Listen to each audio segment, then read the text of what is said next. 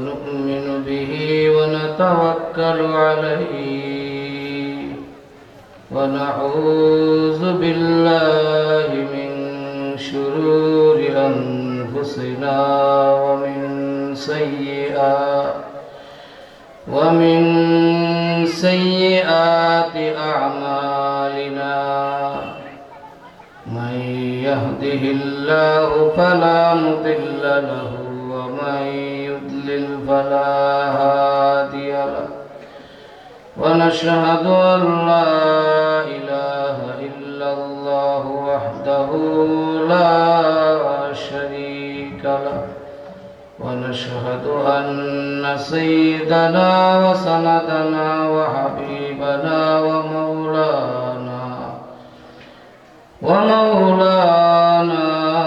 محمدا عبده ورسوله أما بعد فأعوذ بالله من الشيطان الرجيم بسم الله الرحمن الرحيم يا أيها النبي قل لأزواجك وبناتك ونساء المؤمنين يدنين عليهن من جلابيبهن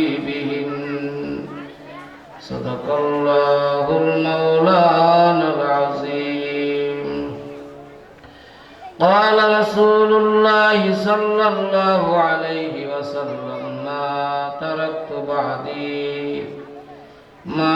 تركت بعدي فتنة أضر على الرجال من النساء أو كما قال عليه الصلاة والسلام اللهم صل على محمد وسلم اللهم صل على محمد وسلم বালুকা দারুল Arkam model মাদ্রাসা হাফেজ ছাত্রদের পাগড়ি প্রদান উপলক্ষে বাৎসরিক ওয়াজ মাহফিল উপস্থিত সম্মানিত সভাপতি, প্রধান বক্তা, প্রধান আলোচক এবং মঞ্চে বিশিষ্ট উলামায়ে কেরাম এবং দূর দূরান্ত থেকে আগত শ্রোতা মণ্ডলী, ভাই বন্ধুরা আমার, পর্দার আড়ালের মা বোনেরা, আসসালামু আলাইকুম ওয়া রাহমাতুল্লাহি ওয়া বারাকাতুহু। মুহতারাম হাজরিন, সারা দুনিয়ায় ফিতনা, ফাসাদ, অশান্তি, বর্বরতা, বিশৃঙ্খলতা, সারা দুনিয়ায় অশান্তির আগুন দাউ দাউ করে জ্বলার অনেকগুলি কারণের মধ্যে এটা একটা অন্যতম কারণ যে আমাদের দেশের নারীরা বেপর্দা। কথা ঠিক কিনা বলেন? বেপর্দা হওয়ার কারণে আজ সারা দুনিয়ায় অন্যায়, অপরাধ বন্যার মতো সয়লাব বয়ে যাচ্ছে। অপরাধ সংগঠিত হচ্ছে, অন্যায় সংগঠিত হচ্ছে। যেই মায়েরা বোনেরা পর্দার ভিতরে থাকার কথা ছিল, আজকে তারা পর্দা থেকে বেরিয়ে আসার কারণে তাদের গর্ভ থেকে যে সন্তানগুলি দুনিয়ার জমিনে আসতেছে, তারা আল্লাহ পাকের হুকুম মানতে পারতেছে না, নবীর তরিকায় চলতে পারতেছে না। তারা অন্যায় করতেছে, অপরাধ করতেছে। কারণ যেই পবিত্র মায়ের পেট থেকে আসার কথা ছিল, সেই অপবিত্র বেপর্দা নারীর পেট থেকে সন্তান দুনিয়াতে আসার কারণে আজকে সন্তানগুলি বেনামাজি হচ্ছে, সন্তানগুলি জিনাকার হচ্ছে, সন্তানগুলি মদখোর হচ্ছে, সন্তানগুলি হাইজাকার হচ্ছে, সন্তানগুলি মাস্তান হচ্ছে, ক্যাডার হচ্ছে। এই সমস্ত হওয়ার মূল কারণ হলো আমাদের মা বোনেরা বেপর্দা। পর্দা আল্লাহ পাক রব্বুল আলামিন ওনার তরফ থেকে ফরজ করা হয়েছে। এটা কোনো নফল বিষয় নয়, এটা কোনো ঐচ্ছিক বিষয় নয়। এটা আল্লাহ রাব্বুল আলামিন নামাজ যেরকম ফরজ, রোজা যেরকম ফরজ, হজ যেরকম ফরজ, যাকাত যেরকম ফরজ, আল্লাহ রাব্বুল আলামিন ওনার তরফ থেকে মহিলাদেরকে পর্দায় থাকার জন্য ফরজ হিসাবে আব্যস্ত করে দিয়েছেন। আল্লাহ রাব্বুল আলামিন বলেন, তার নবীজির মাধ্যমে বলেন, ইয়া আইয়ুহান নাবিয়্যু কুল লিআজওয়াজিকা ওয়া বানাতিকা ওয়া নিসাইল মুমিনিনা ইউদনিনা আলাইহিন্না মিন জালাবিবিহিন। হে রাসূল, আপনি আপনার স্ত্রীদেরকে বলে দিন, আপনার কন্যাদেরকে বলে দিন, তামাম পৃথিবীর সমস্ত মহিলাদেরকে জানায় দিন, তারা যেন ঘর থেকে বের হওয়ার সময় সাধারণ কাপড় পরে যেন তারা জিলবাব পরিধান করে নেয়। তাদের সারা শরীর যেন কাপড় দ্বারা আবৃত থাকে, হাত পা মুখ সারা দেহাঙ্গ প্রত্যঙ্গ যেন পর্দার ভিতরে থাকে, বেপর্দা হয়ে তারা যেন বের না হয়। জিলবাব যেন তারা পরিধান করে। আল্লাহ নবীজি বলেন, যদি তারা পর্দার ভিতরে না থাকে তাহলে সারা দুনিয়ার মধ্যে অনাচার, অত্যাচার, ব্যভিচার, জুলুম, অত্যাচার, ব্যভিচার, জুলুম, নির্যাতনের সারা দুনিয়ার অন্যায় অপরাধের সয়লাব বন্যার মতো বয়ে যাবে। অপরাধ সংগঠিত হইতে থাকবে, আল্লাহ পাকের গজব আসতে থাকবে। নবীজি বলেন, রাসূল বলেন, মা তারাকতু বাদি ফিতনাতান আদাররান আলার রিজালি মিনান নিসা। রাসূল বলেন, পুরুষের জন্য আমার পরে মহিলাদের ফিতনার চাইতে বড় ফিতনা আমি আর আমার উম্মতের জন্য কিছুই রেখে যাই না। আল্লাহ নবীজি মহিলাদের ফিতনাকে বড় করে দেখেছেন। বনি ইসরাইলের মধ্যে সবার আগে নারীদের মাধ্যমে ফিতনা শুরু হয়। নারীদের মাধ্যমে সবার আগে বনি ইসরাইলদের মধ্যে ফিতনা শুরু হয়। আল্লাহ নবীজি বলেন, আদ-দুনিয়া হুলওয়াতুন খাদিরাতুন ফাইন্নাল্লাহা তাআলা মুস্তাখলিফুকুম ফিহা ফায়ানজুর কাইফা তা'মালুন ফাত্তাকুদ দুনিয়া ওয়াত্তাকুন নিসা ইন্না আউওয়ালা ফিতনাতিন বানি ইসরাইল কানাত ফিন নিসা। আল্লাহ নবীজি বলেন, দুনিয়া হলো মধুময়, দুনিয়া হলো সবুজ শ্যামল, দুনিয়া সবুজ শ্যামল, দুনিয়া মধুময়, দুনিয়া আনন্দময়, দুনিয়া সুন্দর জায়গা। ফাইন্নাল্লাহা তাআলা মুস্তাখলিফুকুম ফিহা, এই দুনিয়ায় তোমাদেরকে আমি আল্লাহ রাব্বুল আলামিন খলিফা বানিয়েছি, প্রতিনিধিত্ব করার জন্য খলিফা বানিয়েছি। ফায়ানজুরু কাইফা তা'মালুন, কেমন আমল তোমরা করো, আমি আল্লাহ রাব্বুল আলামিন দেখব কেমন আমল তোমরা করো। আল্লাহর নবীজি বললেন, ফাত্তাকুদ দুনিয়া, দুনিয়া থেকে পরহেজ করো, দুনিয়া ধোঁকা থেকে বেঁচে থাকো। ফাত্তাকুদ দুনিয়া, দুনিয়া ধোঁকা থেকে বেঁচে থাকো। দুনিয়া বড় খারাপ জায়গা, দুনিয়া বড় খারাপ জায়গা, দুনিয়া বড় প্রতারণার জায়গা, ওয়াসওয়াসার জায়গা, ধোঁকার জায়গা হলো দুনিয়া। ফাত্তাকুদ দুনিয়া, দুনিয়া থেকে বেঁচে থাকো। ওয়াত্তাকুন নিসা, মহিলাদের ফিতনা থেকে বেঁচে থাকো। ফাইন্না আউওয়ালা ফিতনাতিন বানি ইসরাইল কানাত ফিন নিসা, বনি ইসরাইলের মধ্যে সবার আগে ফিতনা শুরু হয়, বিপর্যয় শুরু হয় আল্লাহর গজব শুরু হয় মহিলাদের ফিতনার কারণে, নারী সংগঠিত ফিতনার কারণে। বনি ইসরাইলদের মধ্যে সবার আগে দুনিয়ার মধ্যে নারীদের কারণে আল্লাহ তাআলার তরফ থেকে আযাব গজব নাজিল হয়। সেজন্য মা বোনেরা আমার, আপনাদেরকে বলছি, বিশেষ করে আপনারা পর্দায় থাকবেন। আপনারা পর্দা ছাড়া বের হবেন না। আপনার মেয়েকে পর্দায় রাখবেন, আপনি নিজে পর্দায় থাকবেন। পুরুষদেরকে বলছি, আপনারা আপনার স্ত্রীদেরকে পর্দায় রাখবেন, আপনার কন্যাকে পর্দায় রাখবেন, আপনার মেয়েকে পর্দায় রাখবেন। রাসূল বলেন 3 ব্যক্তির নামাজ কবুল হবে না। এক ব্যক্তি হলো মাতাল, আরেক ব্যক্তি হলো পিতামাতার অবাধ্য সন্তান, আর এক ব্যক্তি হলো দায়ুস। দায়ুস বলা হয় ওই ব্যক্তিকে যার ঘরে অপরাধ সংঘটিত হয়। নারী বেপরদায় চলে, পুরুষ কিছু বলে না। মেয়ে বেপরদায় চলে, কিছু বলে না। বোন বেপরদায় চলে, কিছু বলে না। মা বেপরদায় চলে, কিছু বলে না। কেউ নামাজ পড়ে না, পুরুষ কিছু বলে না। ছেলেরা অবাধে অন্যায় আচরণ করতে থাকে, কিছু বলে না।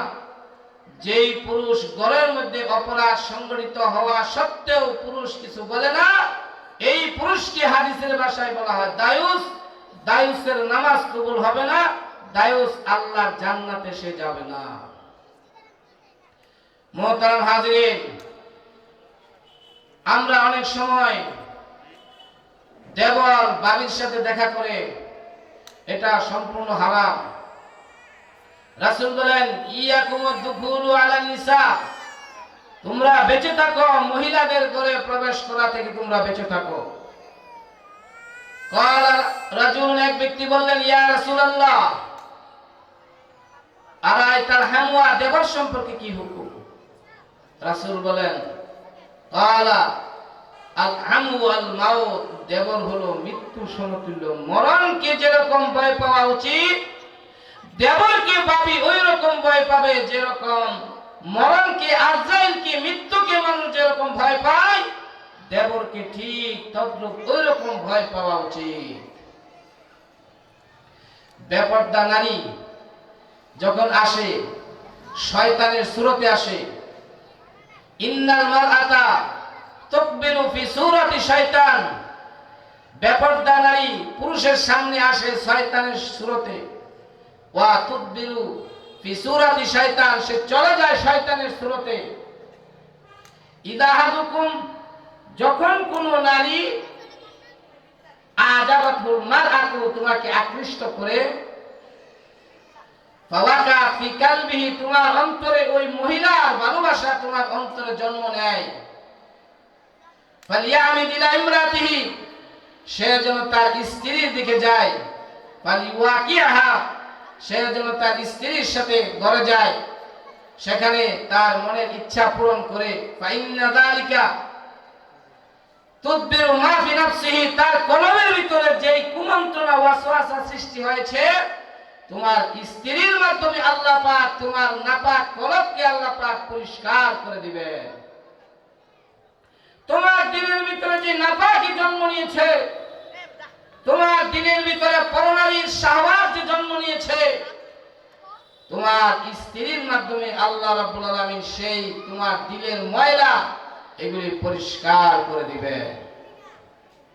রাসূল বলেন আল মারআতু আওরাতুন, মহিলা হলো আওরাত, আবরণ, একটা পর্দা। মহিলা হলো পর্দা। আল মারআতু আওরাতুন ইজা খারাজাত, মহিলা যখন বের হয়, ইস্তাশরাফাহা শায়তান, তখন শয়তান এই মহিলার যত সৌন্দর্য আছে সমস্ত সৌন্দর্য পুরুষের সামনে তুলে ধরে, পুরুষকে বলে দেখো দেখো কি সুন্দর নারী, তার মাথার চুল কত সুন্দর, তার চোখ কত সুন্দর, তার নাক কত সুন্দর, তার কপাল কত সুন্দর, তার দেহ কত সুন্দর, তার পোশাক কত সুন্দর। সমস্ত সৌন্দর্য শয়তান পর পুরুষের সামনে তুলে ধরে শয়তান প্ররোচনা দিতে থাকে, ধোঁকা দিতে থাকে। এই জন্য নবীজি বলেছেন, আল মারআতু আওরাতুন ইজা খারাজাত ইস্তাশরাফাহা শয়তান। শয়তান পরনারীকে পর পুরুষের সামনে তার সৌন্দর্য বিকশিত করে তুলে। সেজন্য মহিলারা, মা বোনেরা আমার, আপনার মেয়েকে যদি আপনি পর্দা ছাড়া ঘর থেকে বের করেন, এটার জবাব, এটার দায় দায়িত্ব ও মায়েরা বোনেরা আপনাকে নিতে হবে। হাসরের ময়দানে আপনাকে আসামির কাঠগড়ায় খাড়া করানো হবে। কেন আপনার মেয়েকে বেপরদায়, আপনার মেয়ে স্কুলে যাবে এমন পোশাক পরে কেন গেল? যেই পোশাক পরার কারণে ছেলেরা আপনার মেয়ের দিকে তাকায় ইফতিজিং করার সুযোগ পাইল। ও আমার মায়েরা বোনেরা, এমন পোশাক পরে ঘর থেকে কেন বের হইলেন? যেই পোশাক পরার কারণে ছেলেরা ইফতিজিং করার সুযোগ পায়, ছেলেরা বারবার তাকানোর সুযোগ পায়, ছেলেরা বাঁকা দৃষ্টিতে তাকায়, ছেলেরা কুদৃষ্টিতে তাকায়, ছেলেদের নজর খারাপ করে দৃষ্টিতে তাকায়। আল্লাহ নবীজি বলেন, লাআনা লাআনা লাআনা নাজিরা ওয়াল মানজিরা। আল্লাহ নবীজি বলেন, যে ব্যক্তি তাকাইলো তার উপরে লানত, এবং যেই মহিলা যেই পুরুষকে, যেই সমস্ত পুরুষদেরকে তাকানোর সুযোগ দিল, ওই মহিলার উপর লানত, ওই মহিলার উপর লানত। হযরত আলী রাদিয়াল্লাহু তাআলা কে হুজুর সাল্লাল্লাহু আলাইহি ওয়াসাল্লাম বলেন, ক্বালা লি আলীন লা তুতবি'in নাযরাতা আন নাযরাতা ফা ইন্না লাকাল উলা ওয়া লাইসাত লাকাল আখিরাহ। আল্লাহর নবী হযরত আলী রাদিয়াল্লাহু তাআলা আনহুকে বললেন, হে আলী, তুমি বারবার নারীর দিকে, পরনারীর দিকে তাকাইবা না। বারবার লা তুতবি'in নাযরাতা, বারবার তুমি নজর দিবা না। বারবার তুমি নজর দিবা না। আন নাযরাতা ফা ইন্না লাকাল উলা, নজর হলো ওই জিনিস, নজর হলো ওই জিনিস, তাকানো হলো ওই জিনিস।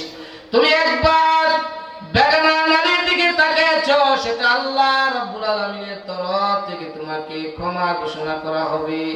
ওয়ালাইসাত লাকাল আখিরাতু, এরপরে তুমি যতবার তাকাবে সেটার নাম নজর নয়, সেটার নাম নজর নয়, সেটা জিনার গুনাহ তোমার আমলনামায় উঠানো হবে, জিনার গুনাহ লেখা হবে।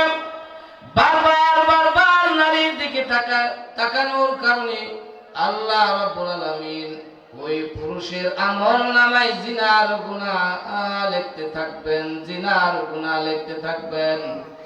রাসূল বলেন, মা মিন মুসলিমিন ইয়ানজুরু ইলা মাহাসিনি ইমরাতিন আউওয়ালা মাররাতিন, যে ব্যক্তি কোন মুসলমান যদি কোন সুন্দরী নারীর দিকে একবার তাকাইলো, আউওয়ালা মাররাতিন সুম্মা ইয়াগুদ্দু বাসারাহু, তারপরে তার দৃষ্টিকে নিম্নগামী করে ফেললো, ইল্লা আদাসাল্লাহু ইবাদাতান ইয়াজিদু হালাওয়াতাহা। রাসূল বলেন, যে ব্যক্তি কোন সুন্দরী নারীর দিকে তাকাইলো, তাকানোর কারণে সুম্মা ইয়াগুদ্দু বাসারাহু, তার দৃষ্টি নিচে নামায় ফেললো, আল্লাহ রাব্বুল আলামিন তাকে এমন ইবাদত করার সুযোগ দান করবেন, যে ইবাদত করিয়া ওই পুরুষ মজা পায়। বলেন না সুবহানাল্লাহ। যেই পুরুষ কোন সুন্দরী নারীর দিকে তাকাইলো, তাকানোর কারণে তার দৃষ্টি নিম্নগামী করে ফেললো, আল্লাহ পাক তাকে এমন নামাজ পড়ার তৌফিক দান করবেন, যেই নামাজ পড়িয়া সে মজা পাবে। এমন রোজা রাখার তৌফিক দিবেন, যেই রোজা রাখার দ্বারা সে মজা পাবে।